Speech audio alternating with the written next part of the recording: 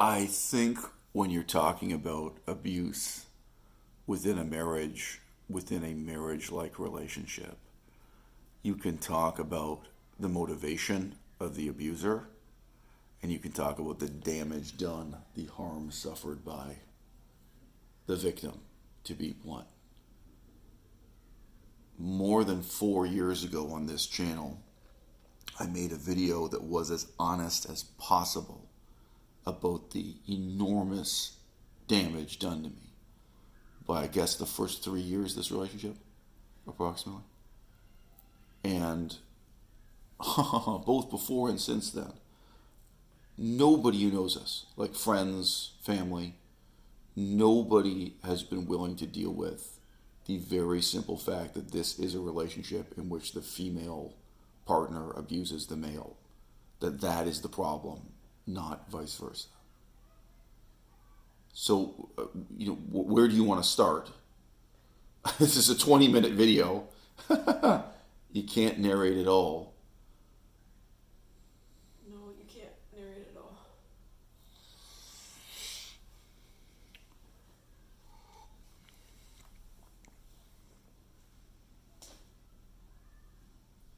Azel has been very honest with people about his life. And this is an area that he's felt, I'm sorry,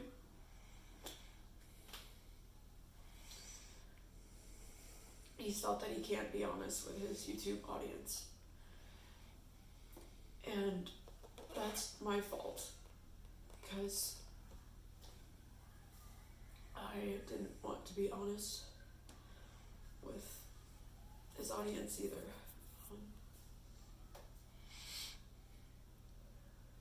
Well, when we were honest with people, they just blamed me. Like, that includes, people from the YouTube audience, but friends, family, my own mother, certainly your father, is just a blanket refusal to accept that it's possible Melissa did anything wrong. And these are they're totally asymmetrical situations. I mean, they're very, there's no ambiguity. People say it takes two to tango. But it's not always a tango. People Go on. Say you chose her. Yeah. People say. Right.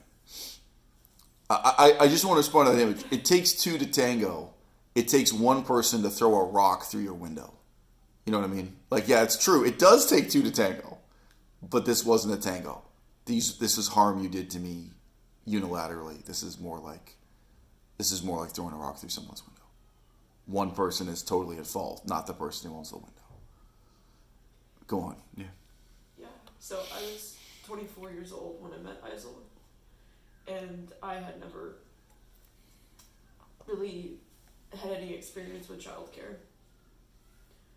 I didn't have younger siblings, and although there were some distant younger cousins, I only saw them at holiday parties, so I was never a babysitter.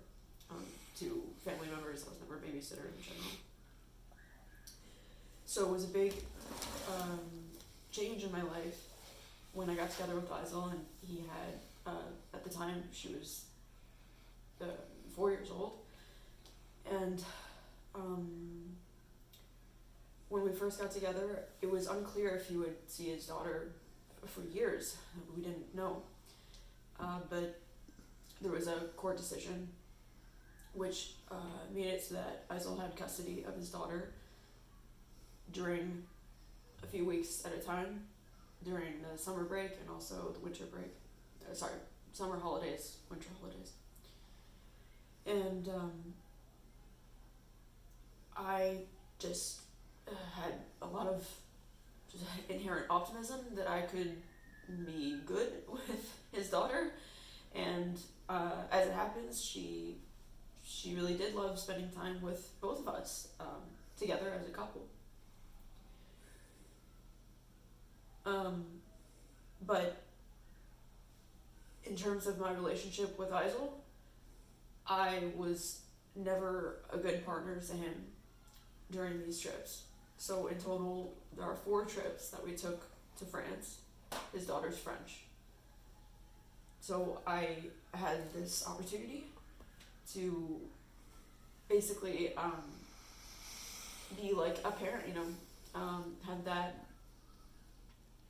So I want to put in just a really brief footnote here. It's true, the 4 trips we took to France, you traumatized me. You changed me for life. You inflicted sexual injury on me that's changed me forever.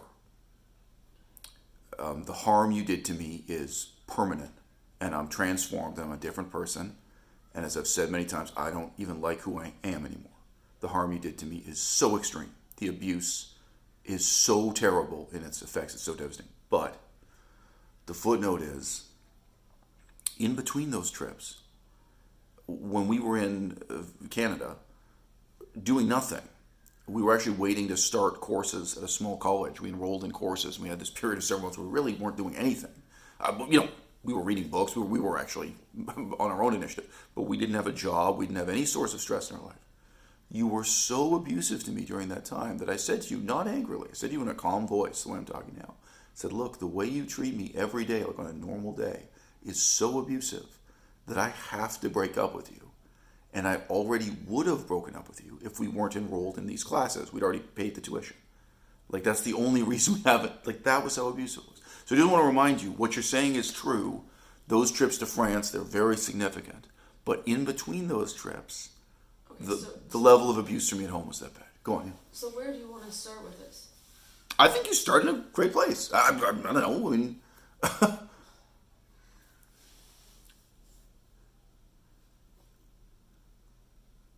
look, I don't think there is anyone to talk about. I think it's malice you got to talk about. I think it's the motivation on the one hand and the damage done on the other. Look, I don't know if a lot of people will see this video, but there are a lot of men who are being abused by their female partners, by their girlfriend, by their wife.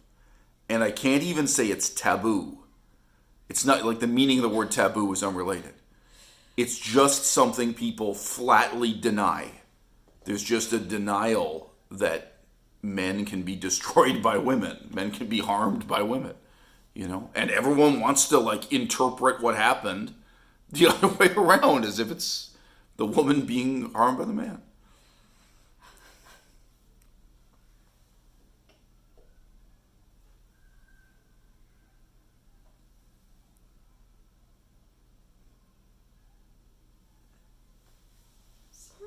It's worth crying about. Nobody is going to fault you for crying. Oh, God.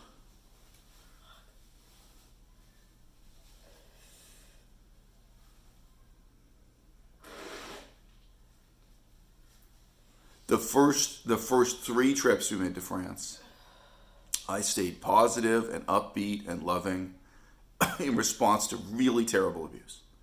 There's always been a lot of that in the relationship. There's always just been a lot of me having a positive attitude and a detached attitude and stuff, right? But as I say, you were acting with malice. You were harming me intentionally. This connects to the whole cheating thing, the lying and the cheating and other things. But in this video, we're just talking about the abuse. But then on the 4th trip to France, one of the things I said to you was, look, you have been trying so hard to hurt me, and it's finally worked. Like you've tried to hurt me again and again and again. So many times I would smile and remain calm, but it's like, okay, now I'm devastated. Now you've changed me for life. Like this is injury. This is harm. Okay. I hear you, and I was there. I'm having trouble. Yeah.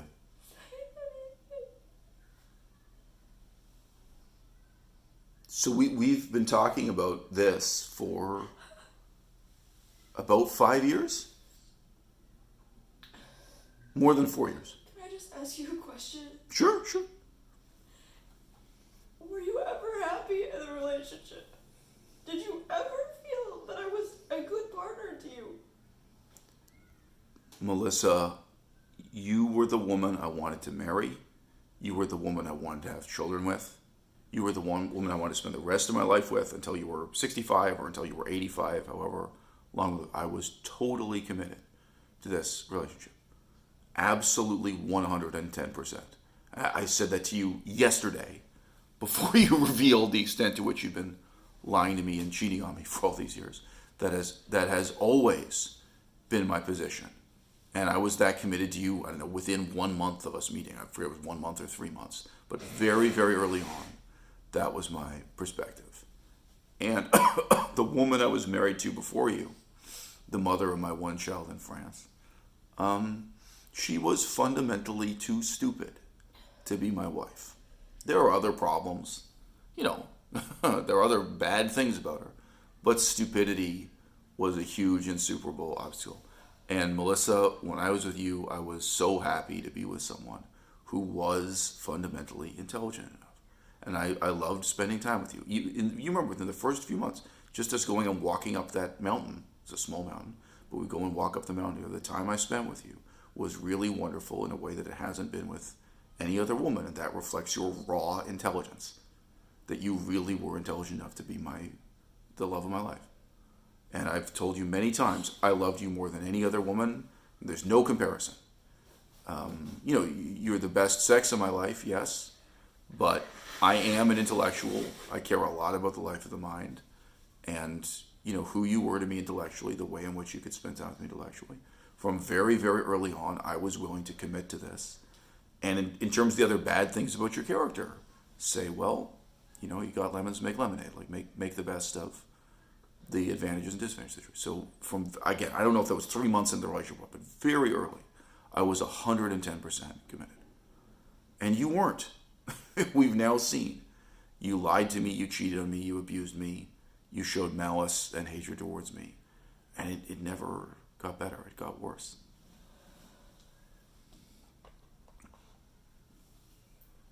Thank you for that answer. It's very sweet. Right. Thank you for saying.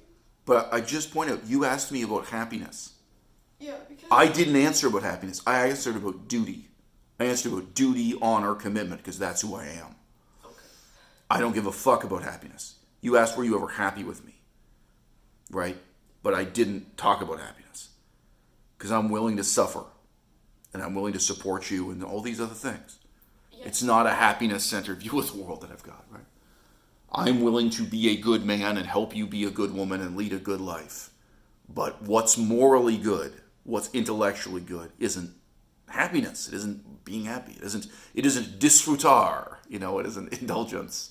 That's never been what I'm about. So that's why I answered the question why I did. Okay.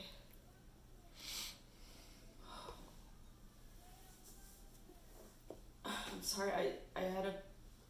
I had the intention of talking about one of the trips to France in this video. But you don't look. I've got a real brief example. Why don't you talk about the morning when I woke up at 6:30 a.m. to go to the gym? Okay. It's a short example. It's got to be a 20-minute video. Go. Okay. That was like 2 months ago, or was it like 3 months ago now? Yeah, I think it was. Doesn't matter. In January. Oh.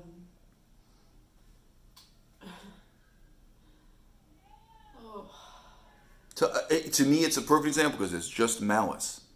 It's just you hurting me. And this is what I've lived with, this kind of injury all the time. Yeah. Isol did nothing wrong. He did nothing to deserve the way I treated him. One of these mornings that I was abusive toward him. So there is zero excuse, zero justification. I am a 31-year-old woman. I have to be in control of what I do and what I say. And so often I am out of control, and this was an example in which I was, to some extent, I was in control of myself, but like I said and did things that are completely unacceptable, like in any relationship, but especially not for a 31-year-old woman who needs to be more mature and understanding and caring and kind. But just want to reiterate, Isol is the best sex of my life. Hands down, I will never have a sexual partner I am as happy with as I am with Isaac. Like, and I knew that from the day I met him. I just knew I could never be this happy.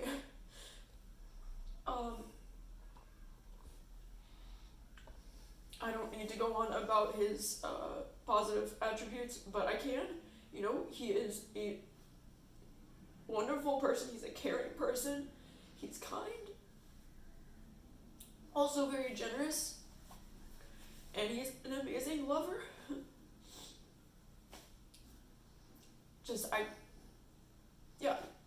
It was a life-changing thing when I met him. And I had never thought I could enjoy sex so much. I never thought that I would be with a man with a massive cock, you know what I mean? It's not like I even had a fantasy about this. I didn't know what his cock looked like before I met him. I met him and I didn't know what his body looked like, and I saw his, everything. Like I just was totally in love with him. Okay, so and the sheer number of orgasms, just hundreds and hundreds of orgasms. I mean, routinely over 100 orgasms in a day. I'm just mentioning. Yes. Yeah, not everyone is that compatible. So yeah. So the audience, whoever's watching this, might think, why the hell would you ever complain about your sex life? Right. Yeah, why would I? I mean, I'm with a man with a high sex drive. I have a high sex drive.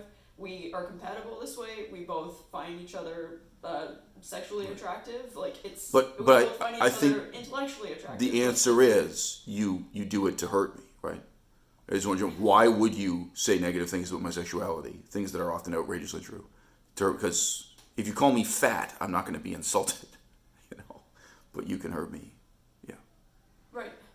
So it is in that context that I have said and done just terrible things that have denigrated Isel sexually and traumatized him sexually. Yeah. And it is something that I can talk about from the various different It's hard to describe, I admit. Go on, yeah. Yeah. And it's hard to describe to your own mother, for example, but yeah. It's hard to be honest about it, it is. Yeah. But this, Isel, you asked me to describe this particular event. So I will say that Isel woke up, and many times where this happens, where I'm asleep later than him, and I wake up like just in a worse mood. I got more sleep. I should be better rested. I should be kind. I should be, in a good mood. But I was not. I woke up angry at him, thinking, oh, he woke up before me. He must have been masturbating, because I know from our sex life that, like, we have sex often in the morning, like, we have sex in the middle of the night, we have sex, it is like... We have sex many times per day. Yep. When I first got together with Isel, I found this hard to understand, because he would say, like, it's like washing your hands. It's something you do, like, many times a day. And that's not the kind of... I don't know. It's just different than what I grew up with. So this aspect of it, like, I just immediately, like, thought, okay, he woke up before me. I wake up in bed alone. He didn't have sex with me this morning. It's probably because he was masturbating. And it's because he wanted me to sleep. There's nothing that he did wrong. You were exhausted that day, and I wanted you to be able to sleep in for a couple more hours. Yeah. I just didn't want to wake you up, and I got up at like 6 a.m. to go to the gym. So yeah. I'm sorry. I'm just it's. I know, but what happened? Yes. So I said in a confrontational way. First, I went to the toilet to pee. That's right. And then I went to talk with him. He was sitting in the main room. What happened? I said to him, or I asked him, did you masturbate this morning? Yeah. And he was open with me. He was not taking it as an opportunity to get angry with me or escalate things. He I'm said, not defensive about it. It's just I didn't want to ruin your night's sleep. Go on, yeah. Right. And probably we would have had sex 3 or 5 times that day anyway, or 6 times, 8 times, whatever. And we have sex so often, yeah. It was just so to help you sleep. Go on. yes, it is totally baffling. It is, looking back on it, I'm sorry. It's Right. just But hard what to- happened? What did you So- do to me, or what did you say? What did you do at that point? Right. So both my I'm sure my facial expression, my attitude was just awful. And when he did describe, yes, I did watch porn, like I did masturbate this morning. Like I was angry at him. I think after that point, I do remember saying that he doesn't appreciate me, and I complained that I shaved my pussy, I shaved, my pubic hair, and I wanted him to appreciate my pussy. Like I said, you don't appreciate my pussy, you don't appreciate that I shaved. Like, Right. You were screaming at me and insulting me in the most cruel way possible. And I just say this was so you have just woken up. There's no contact. You're screaming straight at the door. Yeah. yeah, and it's abuse. That is abusive, and in the Okay. ensuing hours, it was. And what happened? You were so cruel to me. I broke down weeping. Yeah. Right. I'm just saying. I know it's a hard story to tell, but like the crucial thing that you're not saying is what the abuse is. Like I sympathize, but it's easy for you to talk about the motivations and the feelings or what you felt like when you first got to bed. But like the weakness in your telling the story is what you actually did, what you actually said, and then what the damage to me actually was.